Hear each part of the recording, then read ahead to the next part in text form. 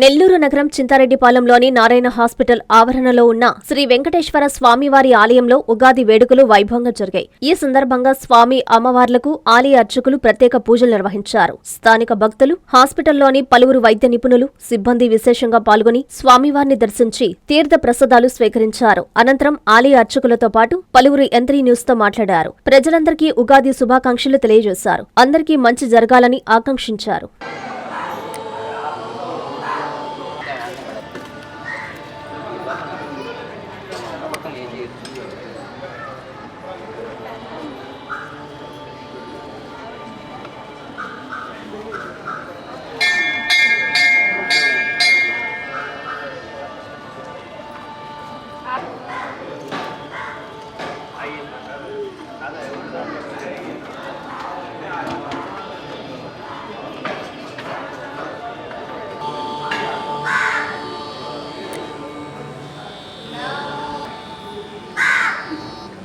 వర్షపాతము అధికముగా ఉంటుంది.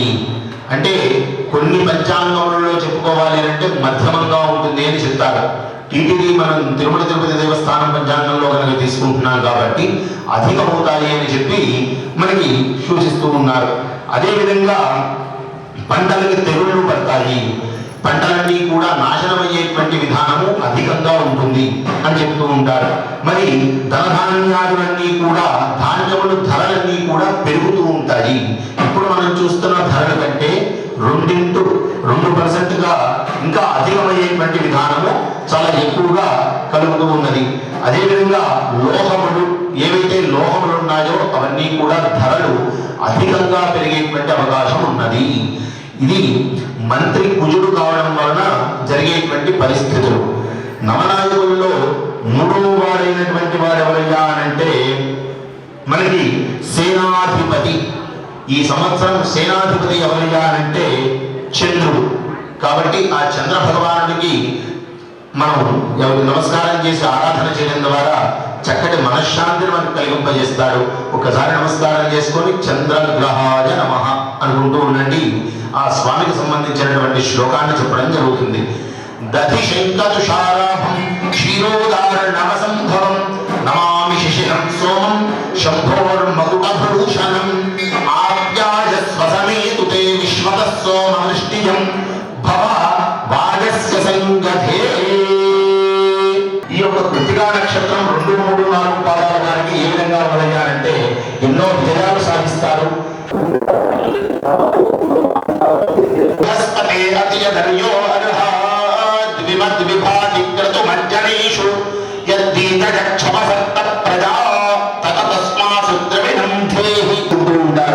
అదేవిధంగా రాజనీతి అనేటువంటిది సమాజంలో అధికమవుతుంది. ఈ గురువు మనకి ఈ సంవత్సరానికి రాజుగా ఉన్నందువలన మనకు కలిగేటువంటి ఫలితములు. అది ధరణీ గర్భ సంభూతం విద్యుత్కాంతి సమప్రభం కుమారం శక్తిహారం ప్రేతాగం శిల్వతి. ఈ యొక్క కుజుడు మంత్రి కావడం వలన ఏం జరుగుతుంది అనంటే శ్రేయోభిలాషులందరికీ, మిత్రులందరికీ పరాభవనామ సంవత్సర ఉగాది శుభాకాంక్షలు. ఇక్కడ ప్రతి వారం కూడా వెంకటేశ్వర స్వామిని ఇక్కడ దర్శించుకోవడం జరుగుతుంది. దర్శించుకున్న తర్వాత అన్ని విషయాల్లో శుభం జరుగుతుంది, అన్ని విషయాల్లో అన్ని కోరికలు నెరవేరుతున్నాయి. అటువంటి ఉన్నతమైన మహాశక్తివంతుడు శ్రీ వెంకటేశ్వర స్వామి, ఆయన ఆశీస్సులు అందరికి ఉండాలని కోరుకుంటున్నాను. ఉగాది రోజు సందర్భంగా అందరికి కూడా ఉగాది శుభాకాంక్షలు తెలియజేస్తున్నాను. అందరూ కూడా మంచిగా, ఆనందంగా, సంతోషంగా, శుభప్రదంగా ఈ సంవత్సరం జీవనయానం కొనసాగించాలని కోరుకుంటున్నాను.